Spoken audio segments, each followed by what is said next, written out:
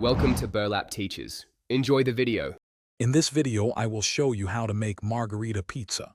First, let's gather our essential ingredients. You'll need ripes and Marzano tomatoes for a sweet sauce, fresh mozzarella cheese, and fragrant basil leaves.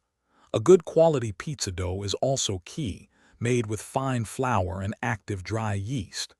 Preheat your oven to at least 500 degrees Fahrenheit to achieve that perfect, bubbly crust.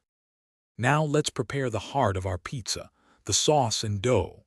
For the sauce, simply crush wholes and Marzano tomatoes by hand, no cooking needed. This keeps the flavor bright and fresh. For the dough, knead it for about 10 minutes until it's smooth and pliable. Then let it rest and rise in a warm spot for at least 1 hour, allowing it to double in size.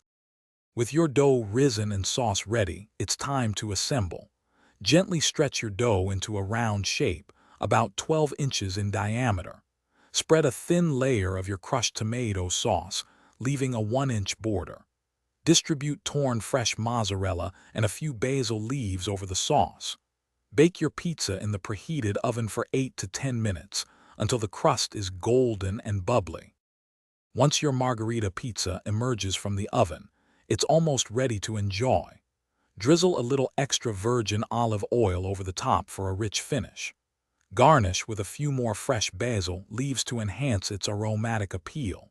Remember to check the description for a link to some fantastic leak-proof containers for easy meal prep, along with other great deals. Slice your pizza into 8 pieces and serve it immediately to savor every delicious bite. Enjoy your homemade masterpiece. Thanks for watching. Consider subscribing if this video helped you.